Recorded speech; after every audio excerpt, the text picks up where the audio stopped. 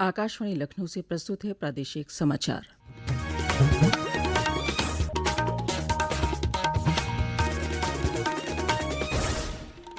पहले मुख्य समाचार। रक्षा मंत्री राजनाथ सिंह आज आईआईटी कानपुर के 65वें स्थापना दिवस समारोह में हुए शामिल। छात्रों से रक्षा के क्षेत्र में देश को आत्मनिर्भर बनाने का किया आह्वान। त्योहारों पर यात्रियों की सुविधा के लिए रेलवे ने चलाई 7,435 विशेष ट्रेनें। प्लेटफॉर्म पर भीड़ नियंत्रण के लिए भी किए गए खास इंतजाम। प्रदेश भर में श्रद्धा भक्ति और हर्षोल्लास के साथ मनाया जा रहा है गोवर्धन पूजा का पर्व। मथुरा में गोवर्धन पर्वत की परिक्रमा के लिए बड़ी संख्या में पहुंचे श्रद्धालु। और राज्य में आज अलग अलग सड़क हादसों में 10 की मौत, 18 से अधिक लोग हुए घायल।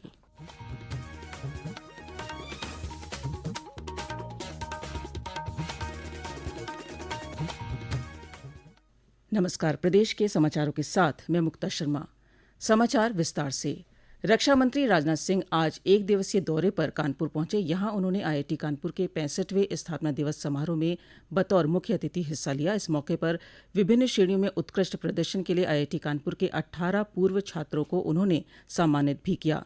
कार्यक्रम को संबोधित करते हुए रक्षा मंत्री ने कहा कि आईआईटी कानपुर की प्रतिभा की चर्चा दुनिया भर में होती है और यहाँ से पढ़ना गर्व की बात है। उन्होंने आईआईटी कानपुर के शोधकर्ताओं से आह्वान किया कि वे स्वदेशी रूप से उच्च तकनीक विकसित करें, जिससे विकसित भारत का सपना पूरा हो सके। मैं आज इस टेक्नोलॉजी के मंदिर में आपसे यही अपील करने आया हूं कि भारत जिन हाई एंड टेक्नोलॉजीज को इंपोर्ट कर रहा है उससे भारत में ही डेवलप किया जाए, तब कहीं जाकर हम वास्तविक तौर पर आधुनिक और विकसित भारत, मॉडर्न और डेवलप्ड भारत बना पाएंगे। साथियों, मैं आपको आश्वस्त करता हूं कि सरकार आपके साथ हर कदम पर खड़ी है। सरकार इसके लिए सारे स्टेक होल्डर्स को एक साथ लेकर चलने के लिए पूरी तरह से कमिटेड है। हमारा यह प्रयास है कि एकेडमिया और गवर्नमेंट मिलकर भारत को डिफेंस सेक्टर में सेल्फ रिलायंस बनाने का प्रयास करें।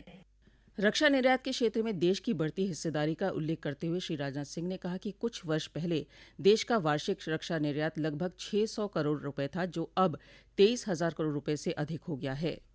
सेल्फ रिलायंट डिफेंस सेक्टर में बनेंगे, मैं देश का रक्षा मंत्री होने के नाते पूरे कॉन्फिडेंस से मैं कहना चाहता हूं। एक ही उदाहरण आपके सामने रखना चाहूंगा कि एक यह समय था कि आज के 6, 7, 8 साल पहले भारत से जो डिफेंस एक्सपोर्ट होता था वो अप्रॉक्सीमेटली 600 करोड़, 500 करोड़। आज हम मोर देन 23,000 करोड़ का एक्सपोर्ट कर चुके हैं और मैं आपको पूरे कॉन्फिडेंस के साथ में कह सकता हूं 29-30 आते आते भारत डिफेंस आइटम्स का 50,000 करोड़ से ज्यादा एक्सपोर्ट करेगा। इससे पहले रक्षा मंत्री ने कानपुर में हरिहर धाम पहुंचकर अपने गुरु हरिहर दास महाराज का आशीर्वाद लिया। इसके बाद उन्होंने advance weapons and equipment India limited की यूनिट फील्ड गन फैक्ट्री पहुंचकर प्रमुख सुविधाओं का निरीक्षण किया। यहां उन्होंने स्वदेशी रक्षा क्षमताओं का जायजा लिया। त्योहारों के मौसम को देखते हुए भारतीय रेलवे ने लोगों के आवागमन की सुविधा के लिए कई कदम उठाए हैं। इस क्रम में कई विशेष रेलगाड़ियां चलाई जा रही हैं। रेल मंत्री अश्विनी वैष्णव ने रेलवे सुरक्षा बल और रेल अधिकारियों द्वारा यात्रियों की सुविधाओं के लिए की गई व्यवस्थाओं के लिए अधिकारियों की सराहना की है। दीपावली और छठ का जो महापर्व होता है, इस महापर्व के लिए पिछले साल एक रिकॉर्ड संख्या में 4,500 स्पेशल ट्रेन चलाई गई थी और इस साल उससे भी अधिक 7,435 स्पेशल ट्रेनें चलाई जा रही हैं। अभी तक 51 lakh people have travelled by the special trains. वहीं लखनऊ मंडल में यात्रियों की सुविधा के लिए भी कई कदम उठाए गए हैं। कल उत्तर मध्य रेलवे ने 4 विशेष गाड़ियां चलाई थीं। आज 3 विशेष गाड़ियां चलाई जा रही हैं। इसके अलावा आज 38 ट्रेनें उत्तर मध्य रेलवे परिक्षेत्र से गुजर रही हैं। कल यात्रा करने वाले लोगों की सुविधा के लिए 6 विशेष गाड़ियां चलाई जाएंगी। वहीं 32 गाड़ियां उत्तर मध्य रेलवे परिक्षेत्र से गुजरेंगी। स्पेशल ट्रेनों के साथ साथ स्टेशनों पर पब्लिक होल्डिंग एरिया का विस्तार किया गया है। बुकिंग विंडो के अलावा टिकट वेंडिंग मशीन के माध्यम से भी यात्रियों को टिकट उपलब्ध कराए जा रहे हैं। यात्रियों को यूटीएस ऑन मोबाइल ऐप के जरिए स्वयं टिकट बुक करने का प्रशिक्षण भी दिया जा रहा है। उत्तर रेलवे लखनऊ मंडल के प्रबंधक SM शर्मा ने बताया कि लखनऊ के चारबाग रेलवे स्टेशन के अलावा वाराणसी कैंट और अयोध्या रेलवे स्टेशन पर भी यात्रियों के लिए खास बंदोबस्त किया गया है। 27 तारीख से ही करीब 9 तारीख तक स्पेशल्स चल रही हैं। पहले दिवाली और फिर छठ के लिए जो स्पेशल्स हैं वो चल रही हैं। बिहार बाउंड स्पेशल्स हैं काफी। अगर मैं लखनऊ मंडल की बात करूं तो आज की तारीख में ही हमारे यहाँ करीब 50 स्पेशल ट्रेन हैं जो लखनऊ मंडल के अक्रॉस चल रही हैं और इसमें काफी सारी बिहार की तरफ हैं, नहीं तो गोरखपुर डायरेक्शन के लिए हैं और ये ज्यादातर नई दिल्ली से आनंद विहार, अमृतसर, जम्मू, लखनऊ इस साइड से आ रही हैं। कुछ तो गुजरात से गोरखपुर और मुंबई से गोरखपुर की तरफ भी जा रही हैं।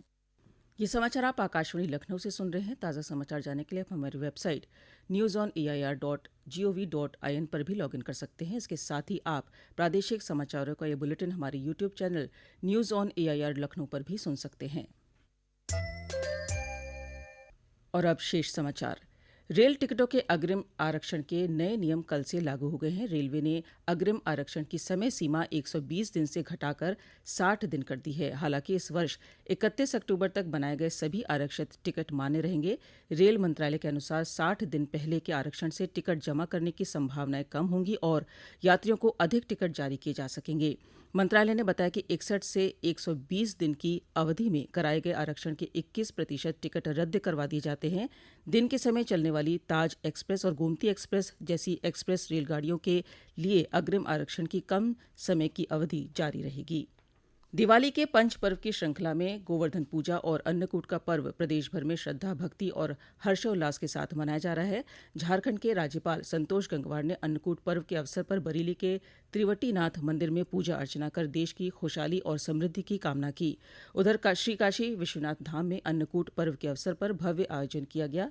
इस अवसर पर श्री काशी विश्वनाथ महादेव का 2 क्विंटल मिष्ठान से श्रृंगार किया गया। वहीं काशी विश्वनाथ परिसर में स्थित मां अन्नपूर्णा मंदिर में आज रात 11:30 बजे महाआरती के बाद 1 साल के लिए मंदिर के कपाट बंद कर दिए जाएंगे। वहीं मथुरा के श्री द्वारिकाधीश मंदिर में गोवर्धन पूजा और अन्नकूट महोत्सव धूमधाम से मनाया जा रहा है।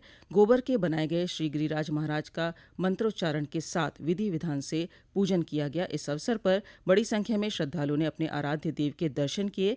मथुरा वृंदावन में विशेष पूजा का आयोजन किया गया। पेश है एक रिपोर्ट। विदेशियों और स्थानीय लोगों के साथ ही देश भर से आए श्रद्धालु मथुरा, वृंदावन और गोवर्धन इलाके में मौजूद भगवान कृष्ण के विभिन्न मंदिरों में प्रभु की आराधना कर रहे हैं। इसके साथ ही बड़ी संख्या में श्रद्धालु गोवर्धन पर्वत की परिक्रमा भी कर रहे हैं। आज भक्त भगवान को 56 भोग का प्रसाद अर्पित करते हैं, जिसे अन्नकूट भी कहा जाता है। इस अवसर पर लोग अपनी गायों को सजाते हैं और उनकी पूजा करते हैं। कल द्वारकाधीश मंदिर में एक भव्य समारोह आयोजित किया गया था, जबकि कई मंदिरों में आज गोवर्धन पूजा मनाई जा रही है। सुशील चंद्र तिवारी, आकाशवाणी समाचार, लखनऊ। प्रदेश की जेलों में बंद पुरुषों को उनकी बहनें भैया दूज के अवसर पर तिलक लगा सकेंगी। वहीं जो महिलाएं जेल में बंद हैं उन्हें भी अपने भाइयों को तिलक लगाने का अवसर मिलेगा। इसके लिए प्रदेश के कारागार मंत्री दारा सिंह चौहान ने संबंधित अधिकारियों को निर्देश दिए हैं। अपने निर्देश में उन्होंने कहा कि श्रद्धा एवं आस्था के पर्व भाई दूज के शुभ अवसर पर बंदियों को उनके भाई बहनों से मिलने की समुचित व्यवस्था की जाए। प्रदेश में आज अलग अलग सड़क हादसों में 10 लोगों की मौत हो गई और 18 से अधिक लोग घायल हो गए। आज सुबह बिजनौर में एक सड़क दुर्घटना में 3 लोगों की मौत हो गई, जबकि 3 अन्य घायल हो गए। हादसा एक कार के खंभे से टकरा जाने से हुआ। घायलों को उपचार के लिए अस्पताल में भर्ती कराया गया है। वहीं बलरामपुर में बलरामपुर बड़नी मार्ग पर एक रोडवेज बस की कार से टक्कर हो जाने से 2 व्यक्तियों की मौत हो गई और 2 लोग गंभीर रूप से घायल हो गए। उधर अम्बेडकर नगर और बस्ती सीमा पर एक बस और कार की टक्कर में 2 लोगों की मौत हो गई, जबकि 12 से अधिक लोग घायल हुए हैं। दुर्घटना टांडा कलवारी पुल के पास बस्ती जिले में हुई। वहीं मिर्जापुर में सड़क दुर्घटना में 3 बाइक सवार युवकों की मौत हो गई, जबकि एक गंभीर रूप से घायल हुआ है।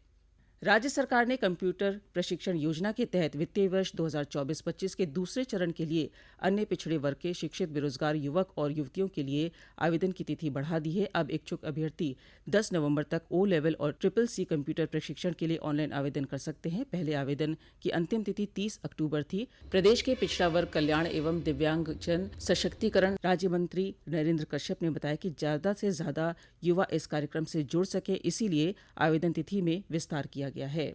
इस योजना के अंतर्गत अब तक 9,000 से अधिक आवेदक अपने आवेदन को अंतिम रूप से जमा कर चुके हैं। 25 नवंबर से चयनित युवाओं का प्रशिक्षण शुरू किया जाएगा। और अब अंत में मुख्य समाचार एक बार फिर। रक्षा मंत्री राजनाथ सिंह आज IIT कानपुर के 65वें स्थापना दिवस समारोह में हुए शामिल। छात्रों से रक्षा के क्षेत्र में देश को आत्मनिर्भर बनाने का किया आह्वान। त्योहारों पर यात्रियों की सुविधा के लिए रेलवे ने चलाई 7,435 विशेष ट्रेनें। प्लेटफॉर्म पर भीड़ नियंत्रण के लिए भी किए गए खास इंतजाम। प्रदेश भर में श्रद्धा भक्ति और हर्षोल्लास के साथ मनाया जा रहा है गोवर्धन पूजा का पर्व। मथुरा में गोवर्धन पर्वत की परिक्रमा के लिए बड़ी संख्या में पहुंचे श्रद्धालु। और राज्य में आज अलग अलग सड़क हादसों में 10 की मौत, 18 से अधिक लोग हुए घायल। आकाशवाणी लखनऊ से प्रादेशिक समाचारों का बुलेटिन समाप्त हुआ। नमस्कार।